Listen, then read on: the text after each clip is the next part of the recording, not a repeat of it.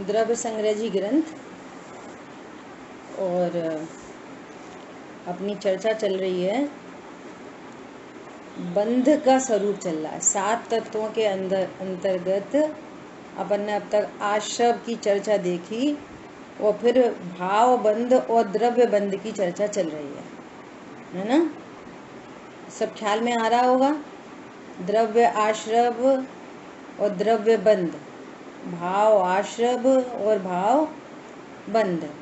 ठीक है, देखो अब इसके भावार्थ में अपन सेकंड पॉइंट पढ़ेंगे। कल तक क्या बात हुई थी कि अज्ञान मोरादेश की उत्पत्ति ये तो आश्रव है ना, और इन परिणामों में ये मैं हूँ, मेरे हैं, मैं करता हूँ, भोगता हूँ, ऐसी जो बुद्धि है ना, यहाँ से भावबंध स्टार्ट हो जाता है। कर्म परमाणु आए और फिर वो अब रुक गए वो, है ना। तो इसको क्या बोलते हैं? भावबंध। अब देखो अगला वेद ज्ञान क्या करा रहे हैं। सेकंड पॉइंट में लिखा है जीव और कर्म बंध में कोई किसी का कर्ता नहीं। ये बहुत इंपॉर्टेंट बात समझने की है ये। और ये सारी चर्चा फिर बड़े बड़े ग्रंथों तक ये चर्चा चलती है ना। और हमारा कॉन्सेप्ट क्लियर नहीं होता तो कई सालों तक स्वाध्याय करने पर भी ये वाली बात हमारे को स्पष्ट नहीं हो पाती है ना।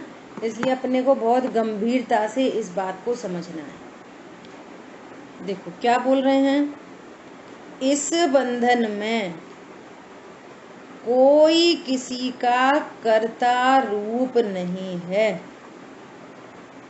कोई किसी का कर्ता नहीं है। तो ऐसे कैसे कर्ता नहीं है? कह रहे हैं कि जीव के परिणामों का निमित्त पाकर, है ना। अब दोनों तीनों एंगल समझना कि जीव के परिणामों का निमित्त पाकर तब तो कर्म बनते हैं। और फिर ये ऐसा बोला भी जाता है कि भैया ये तुम ही ना कर्म बांधे, जीव ही कर्म बांधने का करता है। तो आचार्य भगवान कह रहे हैं कि जीव को राग का कर्ता कहो तो कहो, जीव को राग का कर्ता कहो तो कहो, और जीव की सीमा समाप्त है ना।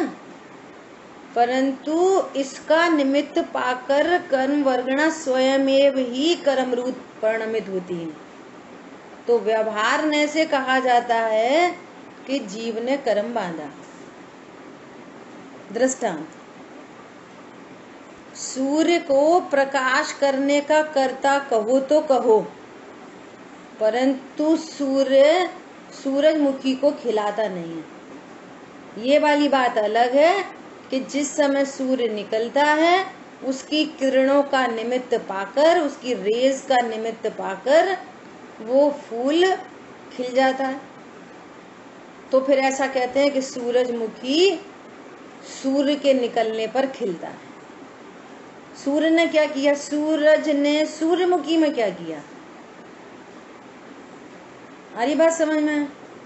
ऐसे ही जीव में एक राग परिणाम तो उत्पन्न हुआ, कभी पाप रूप, कभी पुण्य रूप, कभी तीव्र पाप, कभी मंद पाप, कभी तीव्र मंदता में भी मंदता, है ना। पुण्य, तीव्र पुण्य, मंद पुण्य, ऐसा ऐसे परिणाम तो उत्पन्न हुआ जीव में।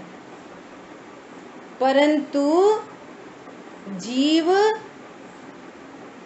कर्म बंधन का कर्ता नहीं है। ये निमित्त पाकर कर्म परमाणु स्वयमेव कर्म रूप परिणमित होते हैं। जो यहाँ भाषा वर्गणा कार्मण वर्गणा भरी पड़ी है ना, ये स्वयं ऑटोमेटिक ऐसा निमित्त नैमित्तिक संबंध है कि वो कर्म रूप परिणमित हो जाते हैं। तो जीव को व्यवहार ने से कहते हैं कि जीव ने कर्म का बंधन किया। एग्जैक्टली देखेंगे, अगर बिल्कुल माइक्रोस्कोप से देखेंगे तो देखेंगे जीव क्या कर रहा है। देखें तो जीव क्या कर रहा है, सर्वज्ञ भगवान ने अपने ज्ञान से देखा, तो सर्वज्ञ भगवान ने देखा कि जीव की पर्याय में जीव की पर्याय में राग तो उत्पन्न हुआ है, पर जीव ने कर्म नहीं बांधा, है ना। परंतु कर्म अपने आप भी नहीं बनते। यदि राग उत्पन्न नहीं हो तो कर्म नहीं बनेंगे। जैसा राग उत्पन्न हो वैसा कर्म बनता है। ऐसा नहीं हो सकता कि भाव हो पाप का और पुण्य कर्म बन जाए, परिणाम हो पुण्य का और पाप कर्म बन जाए, ऐसा नहीं हो सकता। तो इसका नाम है घनिष्ठ निमित्त नैमित्तिक संबंध। आ रही बात ख्याल में? देखो, यदि स्वयमेव बिना राग के कर्म बंध जाए तो सिद्ध भगवान संसारी हो जाएं, उनको तो राग है नहीं, और जहाँ पर सिद्ध भगवान विराजमान है वहीं पर कार्मण वर्गणा वहां पर भी हैं, तो वे खुद ही अपने से जीव के साथ एक क्षेत्रावगा संबंध बन जाए, सो नहीं बनता। दोनों साइड से समझना निमित्त नैमित्तिक संबंध। तो कोई एक द्रव्य पर द्रव्य का कुछ करता है, ये व्यवहार न के कथन होते हैं। समझ में आ गई बात? जीव किसका करता है? राग का करता तो कहो, परंतु कर्म का करता जीव नहीं है। फिर कर्म कैसे बनते हैं? भावों का निमित्त पाकर बंधन को प्राप्त होते हैं, भावों का निमित्त पाकर। ये वाली बात पक्की हो गई? बोलो। अब देखो, जीव है, जैसे अपन ऐसा बोलते हैं ना, आम। बोलो, ऐसा शब्द बोला आम। बोलिए।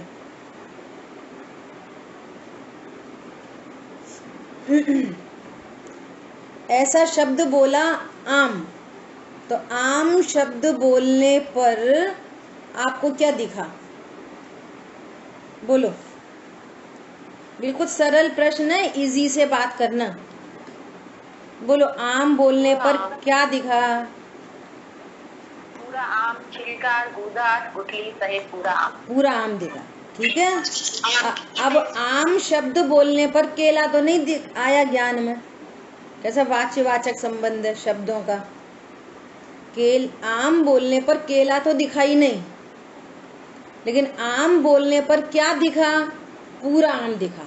शब्द बोला आम, ठीक है। तो पूरा गुठली, छिलका, गूदा वाला आम, एक तो ये आम। अब आपसे पूछा कि तो भैया आपने आम खाया, तो क्या बोलोगे कि हाँ आम खाया। अब हम आपसे पूछ रहे हैं कि जब ये पूछ रहे हैं कि आम खाया, तब क्या दिखा? बोलो। जब ऐसा बोला आम, है ना? हाँ, ऐसा दिखा। एक प्लेट में पूरा, है ना, छिलका हटा के उसको पीस पीस करके और ऐसा फोक से खा रहे हैं, तब क्या दिखा? आम। तब वो गूदा गूदा दिखा। तब गुठली छिल खाने की बारी आई तो गुठली छिलका नहीं दिखा, और दोनों को आम बोल रहे हैं। ये बहुत इंपॉर्टेंट बात है समझने की। दोनों को आम बोल रहे हैं। बाजार से लेके आए उसको भी आम बोल रहे हैं, और जो प्लेट में रख के खा रहे हैं उसको भी आम बोल रहे हैं। दोनों को आम बोल रहे हैं, लेकिन वो बात बोलने पर हमको ऑटोमेटिक समझ में आ रही है कि किस आम की बात चल रही है। जब आपसे ये कहा जा रहा है कि आप कौन सा आम, आपने आम खाया, तो खाने के नाम से आपको ऑटोमेटिक गुठली छिलका नहीं दिखाई देते। सेवन करने के नाम से, भूख मिटाने के नाम से, स्वाद लेने के नाम से किसी को आज तक गुठली छिलका याद आया है? किसी ने ऐसा बोला है, ओहो आम की गुठली क्या मीठी होती है, कितनी सॉफ्ट होती है, कितनी स्वास्थ्यवर्धक होती है, आहा आम का छिलका खाया, कितना रसीला है। बोलो, आज तक किसी छोटे बच्चे ने भी नहीं बोला, और बोल रहे हैं आम। ऐसे ही समझना, यहाँ पर बोल रहे हैं जीव। एक जीव है द्रव्य गुण पर्याय वाला पूरा जीव, गुठली छिलका गूदा वाला, और एक है सेवन करने योग्य जीव। दोनों को जीव कह रहे हैं। समझ में आ रही बात? एक कौन सा जीव है? एक वो त्रिकाली ध्रुव भगवान आत्मा जीव है जिसको जानने पर, यह मैं हूं ऐसा जानने पर सर्व दुख मिटते हैं, भूख प्यास मिटती है। ये भी जीव है और ये भी जीव है, दोनों को जीव कह रहे हैं। अब सुनना जरा ध्यान से। जब राग का कर्ता जीव कहा जा रहा है तो इस वाले जीव को कह रहे हैं, इस जीव को नहीं कह रहे। समझ आ रही बात? जीव ने तो राग किया, जीव ने कर्म नहीं बांधे, ये स्यादवाद शैली है। जब कर्मों की नास्ती करनी है तो राग का कर्ता जीव को कहते हैं। तो उसके द्रव्य गुण पर्याय की सीमा में लेके आते हैं और ये बताते हैं, देख भैया ये कर्म तो भिन्न वस्तु है। एक द्रव्य दूसरे द्रव्य में क्या करता है? एक द्रव्य दूसरे द्रव्य का क्या कर सकता है? तो एक द्रव्य दूसरे द्रव्य में कुछ नहीं कर सकता। निमित्त नैमित्तिक संबंध है। राग उत्पन्न होता है तो कर्म बंध जाते हैं। तो फिर कौन उत्पन्न करता है राग? तो कहेंगे जीव, जीव राग करता है। तो कौन से जीव की बात कर रहे हैं? ये अज्ञान वाले जीव की बात कर रहे हैं। अज्ञान मोह राग दोष। ये त्रिकाली ध्रुव जीव को नहीं बोल रहे कि जीव राग करता है। गुठली और छिलका में आम नहीं होता। अगर समझ में नहीं आ रही हो तो पूछना।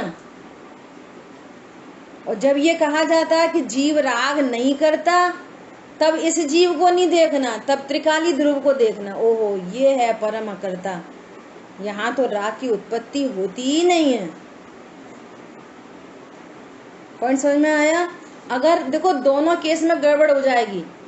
अगर राग को भी जीव बोल रहे हैं ना, अज्ञान को जीव बोल रहे हैं, अगर हम इस राग का अकर्ता कहेंगे तो पूरी बात खत्म हो जाएगी। फिर राग कहाँ से उत्पन्न हो रहा है जब जीव नहीं कर रहा? तो कोई सा भी जीव में नहीं उत्पन्न हो रहा। द्रव्य गुण में तो होता है नहीं है, पर्याय में भी राग उत्पन्न नहीं हो रहा, तो बात गड़बड़ हो जाएगी। और त्रिकाली ध्रुव को बोलेंगे कि त्रिकाली ध्रुव राग करता है, तो त्रिकाली ध्रुव कंटेमिनेट हो जाएगा, वो अपरिणामी द्रव्य है। इसलिए वो जो अपने ज्ञान को थोड़ा उठाकर समझने की पुरुषार्थ नहीं करते, तो उनको ये कॉन्सेप्ट क्लियर नहीं हो पाता। और यहाँ तो एकदम लॉजिक से बात करते हैं, यहाँ तो लॉजिक चल रहा है, पूरा का पूरा लॉजिक। क्या बोला? यदि त्रिकाली ध्रुव भगवान आत्मा राग का कर्ता हो गया तो कभी भी राग से छुट्टी नहीं मिलेगी, और राग उत्पन्न होता रहेगा तो फिर कर्म बनते ही रहेंगे, और कर्म का अभाव कभी नहीं हो सकता, नेवर। एक बात, त्रिकाली ध्रुव एक प्रकार का है तो अनेक प्रकार के राग नहीं होंगे, फिर एक ही प्रकार का राग होगा और हमेशा ही होता रहेगा। कौन समझ में आ रहा है? इससे द्रव्य और पर्याय की भिन्नता भाषित होती है। और मैं पर का करता नहीं हूं तो स्वद्रव्य और परद्रव्य की भिन्नता भाषित होती है। हम स्वाध्याय क्यों कर रहे हैं? कि हमको दृढ़ निश्चयात्मक भेद विज्ञान हो, यह पर्पज है अपना। आई बात समझ में? जीव कर्म का करता नहीं है, तो किस जीव को कहना? ये त्रिकाली ध्रुव जीव, ये कर्म का करता नहीं है। और राग को, राग का और कर्म का निमित्त नैमित्तिक संबंध, त्रिकाली ध्रुव के साथ कोई संबंध नहीं है कर्म का। ठीक है, क्लियर हो गई बात? और चलते रहिए, पलते रहिए, ऐसा। अब देखो कह रहे हैं इस बंधन में कोई किसी का कर्ता रूप नहीं है, कर्तृत्व कुछ नहीं है। जीव के द्रव्य गुण पर्याय की सीमा और पुद्गल के द्रव्य गुण पर्याय की सीमा में दोनों में अत्यंता भाव है, परंतु ऐसा होने पर भी निम्न घनिष्ठ पूरे विश्व में घनिष्ठ निमित्त नैमित्तिक संबंध बन रहे हैं। बोलो कोई बीज डाला एक गमले में, 4 बीज डाले एक गमले में, है ना, फिर छोटे छोटे पौधे आ गए, तो बोलो ये जो छोटी छोटी दो पत्तियां निकली ना, इसका कर्ता कौन है? तो सर्वज्ञ भगवान कह रहे हैं ये फंक्शन कहाँ पे हुआ? वहां पर मिट्टी भी है, पानी भी है, हवा भी है, सनलाइट भी है, केयर टेकर भी है, गमला भी है। तो ये जो बीज 2 पत्ते जो निकले हैं, तो ये किस में से आए? मिट्टी में से, पानी में से, ऑक्सीजन में से, सनलाइट में से, किस में से आए? बोलो। बीज में से। ये बीज परिणमित हुआ है, बीज है ना, बीज परिणमन को प्राप्त हुआ है। सो ये बीज में से पत्ते निकले हैं, ठीक है। और वे सारी चीजें क्या हो गई? कि निमित्त हो गई। ये निमित्त नैमित्तिक संबंध है। अच्छा, तो वो उसमें अपने आप ही पौधा निकल ही आता है बिना बीज खाद पानी के, तो फिर ऐसी डाल दो जमीन में। तो यही तो तुमको समझ में नहीं आती है। यदि अकर्ता बताएंगे तो तुम निमित्त नैमित्तिक संबंध को मिटाना चाहते हो, और निमित्त नैमित्तिक संबंध बताएंगे तो तुम कर्ता कर्म संबंध लगाओगे। समझ में आ रही है? ये दोनों साइड से मिथ्यात्व चलता रहता है। 2 द्रव्यों की भली भांति भिन्नता भी जानना, और 2 द्रव्यों में कभी भी कर्ता कर्म संबंध नहीं लगाना। और कभी कर्ता कर्म पने से यदि बात चले, चर्चा चले, तो उसको व्यवहारने का कथन समझना, ये आपकी जिम्मेदारी है। यदि आपको अनंत काल तक सुखी होना है तो ये आपकी जिम्मेदारी है। हमें तो समझ में नहीं आती, हम तो सुन लेते हैं, पढ़ लेते हैं, हम तो आ जाते हैं, हम तो रोज सुनते हैं। लापरवाही से नहीं चलेगा काम। क्या बोला? 2 द्रव्यों में यदि कर्ता कर्म पने से कहीं पर चर्चा आ रही हो जिनागम में, तो उसको व्यवहारने का कथन समझना। ठीक है, क्लियर हो गई बात? अब प्रश्न ये है कि अगर वो खाद पानी केयर टेकर ये कारण यदि हो उसमें, तो फिर चारों पेड़ एक जैसे आने चाहिए। सो तो अपन देखते हैं नहीं आते, कोई छोटा रह गया, कोई बड़ा रह गया, किसी में ज्यादा फल आए, किसी में ज्यादा फूल आए, कोई जल्दी मर गया, कोई देर तक चला। तो योग्यता पता चलती है। एक जैसी फेवरेबल कंडीशन होने पर भी सबकी योग्यता न्यारी न्यारी है ना। ये अपना पर्पस अभी निमित्त नैमित्तिक संबंध समझाना नहीं है, समझाना है कि जीव कर्म बांधता है कि नहीं।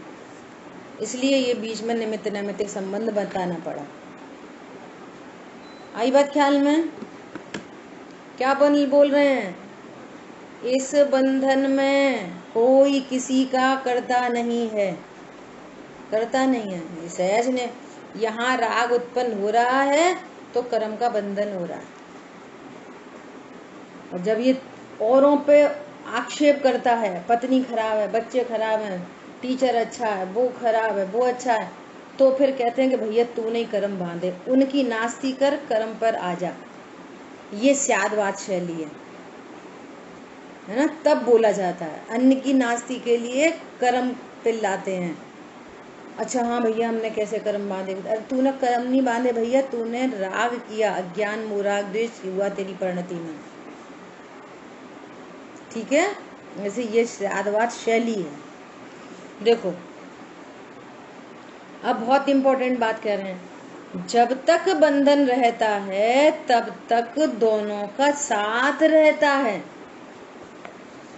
जब तक जीव और कर्म का बंधन रहता है तब तक वे छूट नहीं सकते, साथ ही रहते हैं। किंतु वे छूटते नहीं हैं। बहुत महत्वपूर्ण ये पैराग्राफ आ रहा है समझने के लिए। जब तक बंधन रहता है तब तक दोनों साथ रहते हैं, छूट नहीं सकते, छूट नहीं सकते। उनमें परस्पर कार्य कारण भाव ब्रैकेट में लिखा है निमित्त नैमित्तिक संबंध बना रहता है। बस निमित्त नैमित्तिक संबंध बना रहता है, इतना ही बंधन समझना चाहिए। बंधन के नाम पर क्या समझना चाहिए? जीव है अमूर्तिक और कर्म है मूर्तिक। जीव के द्रव्य गुण पर्याय में कर्म नहीं घुस जाते, कर्म के द्रव्य गुण पर्याय में जीव नहीं घुस जाता। दोनों का एक क्षेत्रावगा संबंध बना रहता है, संबंध बना रहता है, छूट नहीं सकते। तो ये तो बड़ी समस्या हो गई, छूट नहीं सकते। तो अब देखो टेक्नोलॉजी क्या थी, राग होता था तो कर्म बनते थे, राग होता था तो राग निमित्त बनता था, तो ये उपादान कर्मों में होता था। ये अब छूट नहीं सकते। तो अब क्या करें कि ये भैया ये देखो कि यदि तेरे हाथ में कर्मों को रोकना नहीं है, ये तो भिन्न द्रव्य है, तुम्हारे हाथ में क्या है कि राग का अभाव हो तो कर्म नहीं बंधे नए। अब पुराने तो बन चुके, उनके लिए तुम कुछ नहीं कर पा रहे। तो फिलहाल क्या करें कि राग यदि नहीं हो तो नए कर्म नहीं बंधेंगे। तो अब राग प्रभु बताओ राग कैसे नहीं हो, तो तू बता राग कैसे उत्पन्न हो रहा है कि मैं अपने को पुरुष जान रहा हूं तो राग हो रहा है। कोई कहता कि भाई साहब तुम बड़े अच्छे लगते हो तो राग हो जाता है। कोई बोला अरे ऐसे ही बेकार आदमी है तो द्वेष उत्पन्न होता है। और हमेशा जाने कि अरे मैं तो भगवान आत्मा हूँ, मैं स्त्री पुरुष का हूँ। अब कोई बोले भाई साहब आप तो बेकार आदमी हो, इससे कह रहा है, हमसे तो कोई नहीं कह रहा, हमसे तो बोल ही नहीं सकता कोई। आई बात समझ में? तो राग उत्पन्न नहीं होगा। पर द्रव्यों में इष्ट अनिष्ट की कल्पना मिटे तो राग उत्पन्न नहीं होगा। राग उत्पत्ति का कारण ये नहीं है भाई अपन तो मौन रहते, चुप रहते, चुप रहने से राग नहीं मिटता। अब तो हमने गिन के साड़ी रख ली है तो साड़ी छोड़ने से राग नहीं मिटता। ये वाली बात सही है, जिनका राग मिटता है उनकी साड़ी छूटती है। जो स्वभाव का आश्रय करते हैं वे मौन रहते हैं, ये बात सत्य है। परंतु इधर से उधर कुछ नहीं होता, इधर से उधर होता है। समझ में आ रही है बात? तो स्वभाव का आश्रय करेंगे तो राग उत्पन्न नहीं होगा। सुनना ध्यान से। और राग उत्पन्न नहीं हुआ तो नवीन कर्म नहीं बंधे। राग नहीं हुआ, नवीन कर्म नहीं बंधे। और गजब की बात, जिस संबंधी आश्रव नहीं हुआ उस संबंधी शब्द बदल गए। जिस संबंधी आश्रव मिटा उस संबंधी नए कर्म नहीं आए। और इनकी ऐसी टेक्नोलॉजी है कि जिस संबंधी नए कर्म नहीं आए उस संबंधी पुराने कर्म की निर्जरा हो गई। ये संबंधी क्या कि जैसे स्वरूप जाना तो मिथ्या भाव नहीं हुआ, मैं शरीर हूं ये मिथ्या भाव है, और मैं आत्मा हूं ये सम्यक भाव है। तो मिथ्या भाव नहीं हुआ ना, तो नया दर्शन मोहिनी नहीं बंधा। तो नया दर्शन मोहिनी नहीं बना तो पुराना दर्शन मोहिनी जितना था अनंत दर्शन मोहिनी सबसे ज्यादा कर्म बंधन होता है। क्या बात कर रहे हैं ना कि पाप से कम बंध और मिथ्यात्व से अधिक बंध। तो सबसे पहले ये इतना अधिक वाला बंध रुक जाता, यूज मटीरियल। तो इधर मिथ्या भाव नहीं हुआ तो उधर दर्शन मोहिनी नया नहीं बना। तो नया वाला दर्शन मोहिनी नहीं बना तो पुराना वाला दर्शन मोहिनी ऑटोमेटिक बिना फल दिए खिर गया। अपन कह रहे हैं कि इससे पहले क्या बात आई थी कि अपन नए राग को तो रोक लें, पुराने तो बंध गए सो बंध गए, उसके लिए तो कुछ नहीं कर सकते। सुनो, पुराने कर्म की भी निर्जरा स्वभाव सन्मुख होने से कर्म बिना फल दिए ही खिर जाते हैं। एक बात होती है सामान्य, एक बात होती है विशेष। भैया स्वयं किए जो कर्म शुभाशुभ फल निश्चय ही वेदेते। तो यदि तुम अज्ञान मिथ्यात्व रखोगे तो फल निश्चित फल मिलेगा, और यदि भेद विज्ञान करोगे तो वे फल दिए बिना ही हम खिला देंगे। भाई साहब, ऐसी हमारी मजबूरी नहीं है कि हमें हर कर्म को भोगना पड़ेगा। और कदाचित वे उदय में आ भी जाएं तो भले आ जाएं, हमने तो उन्हें भिन्न जाना है। तो हम उस कर्म के उदय में, जैसे भाषा पीछे बोली थी ना, अटकेंगे नहीं, उसको अपना स्वरूप नहीं जानेंगे, उसमें इष्ट अनिष्ट की कल्पना नहीं करेंगे, तो वो कर्म खिर जाएगा। दोनों केस में खिर जाएगा। आई बात समझ में? और अपने आप से नहीं छूटते वो। कैसे नहीं छूटते? वे तो पुराने कर्म खिर रहे हैं, नए कर्म बंध रहे हैं, पुराने कर्म खिर रहे हैं, नए कर्म बंध रहे हैं। ये तो श्रृंखला अनादि से आज तक चली ही आ रही है। ठीक है?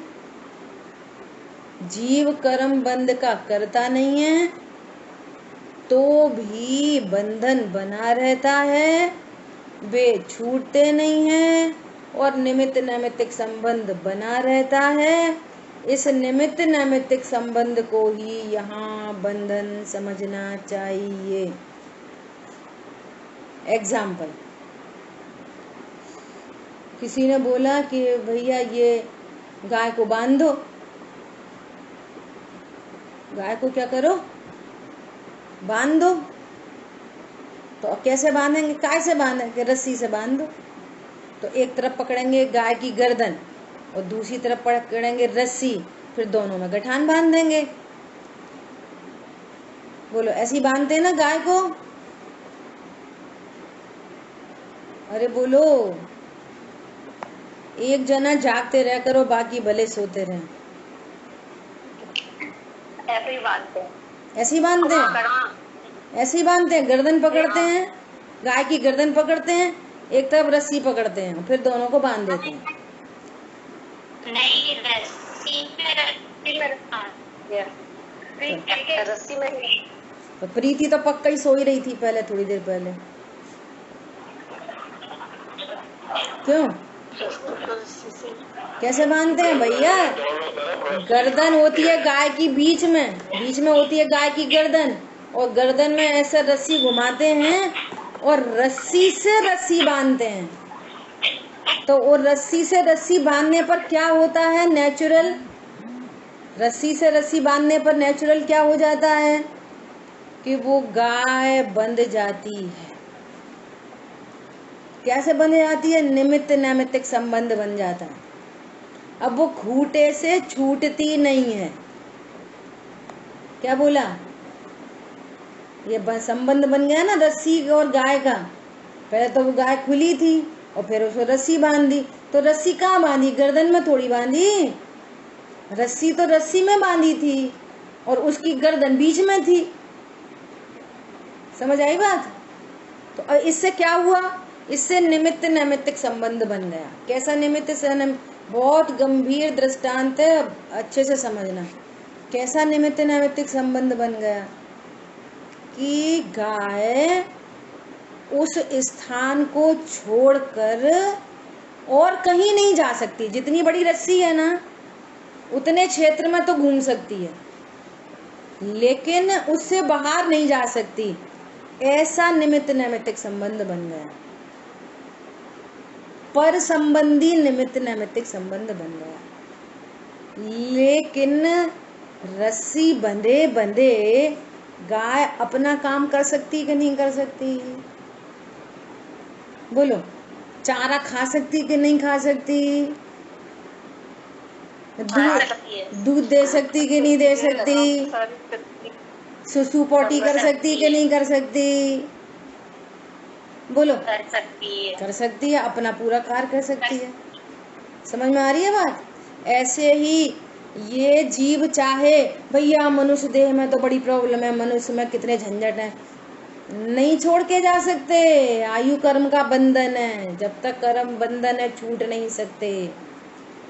अच्छा, मनुष्य देह से छूट जाए तो कोई दूसरे में चला जाएगा, देव त्रियंच नरक में, परंतु संसार से नहीं छूट सकते, छूट ही नहीं सकते।